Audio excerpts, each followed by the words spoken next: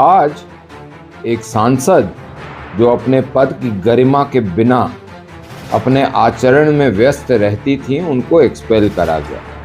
लेकिन एक्सपेल इसलिए नहीं करा गया कि उनका आचरण ठीक नहीं था, बट उनकी करनी, उनकी कृत्य, उनके कर्म बुरे थे। अब सुनिए कि क्या हुआ था इतिहास में। 2005 की एक घटना आपको याद कराता हूं। 2005 के अंदर कैश फॉर क्वेरी घोटाला हुआ था। क्या? Cash for query. इसके अंदर ये कहा गया था कि एक ऐसी मीडिया आउटलेट, कोबरा पोस्ट जिसका नाम था, जो कि कांग्रेस के रिमोट कंट्रोल पे चलती थी, इशारों पे चलती थी, उसके अंदर एक षड्यंत्र उसके माध्यम से रखा गया और वहां कुछ रिकॉर्डिंग करी गई। उसकी सत्यता के ऊपर बहुत सारे सवाल भी उठे और नहीं भी उठे, लेकिन एक बारी जो निर्णय हो गया वो हो गया। 24 दिसंबर 2005 को एक ऐतिहासिक निर्णय लेते हुए संसद ने एक मतदान करा और उसमें 11 सांसदों को निष्कासित करा गया। ये 11 सांसद जो है, इन सांसदों को निष्कासित करने का प्रस्ताव प्रणब मुखर्जी ने रखा था, जो नेता थे सदन के।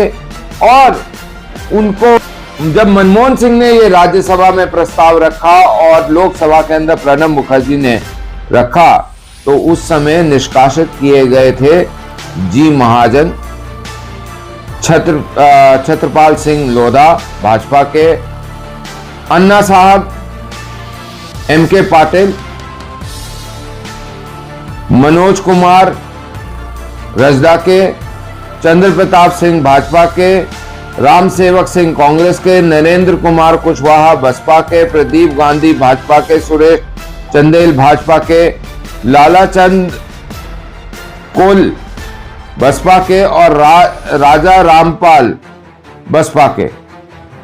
यहां सभी पार्टियों ने आरोपी सांसदों के खिलाफ कार्रवाई की मांग की थी और बीजेपी ने इसमें वॉकआउट करा। यह इतिहास है, इसको कोई नकार नहीं सकता। तो साहब, मेरा कहना इतना सा है, 2005 में 12 तारीख को एक खबर आती है और 24 तारीख को उसका निर्णय लेकर उसको रफा दफा कर दिया जाता है। कितने दिन है? 11 दिन। 11 दिन में यह मामला रफा दफा कर दिया जाता है। क्यों करा जाता है 11 दिन में? क्यों डिटेल एक उसकी सर्च नहीं होती? क्यों नहीं होती? लेकिन आपको एक उचित और समीकरण बताता हूं जो वास्तविकता है। आप गूगल पे जाके सर्च करिए, महुआ मित्रा वाला ये एपिसोड की खबर कब आई, उसके बाद उन्होंने कब विदेश में, कब उनका अकाउंट विदेश से चलाया गया, सवाल रखे गए विदेश से। ये तो फिर सवाल पूछने के पैसे थे, उन्होंने तो अपना अकाउंट ही किसी और को दे दिया। और यूं बोलते हैं उचित अवसर, कितने उचित अवसर दिए। जब उचित अवसर दिया अपना पक्ष रखने का, तो ये और इनके कुछ लोग, इनके हिसाब से हरामी बोलना कोई गलत बात नहीं है। वो वीडियो और मैं आपको दे रहा हूं, देख लीजिए इनका आचरण कैसा है। A person who has to fulfill these, and if you consider this after 10 years also, there are a lot of this. What is the gali? What is the gali? The word haram, as far as I understand, the word haram means something which is sinful, something which is forbidden. And the word harami, the literal translation of it is a sinner. So I think one's version of Kali. Kali to me is a meat-eating, alcohol accepting goddess to me. Oh, ma'am, please don't continue to lynch mob. Tell me, would you find attempt to murder?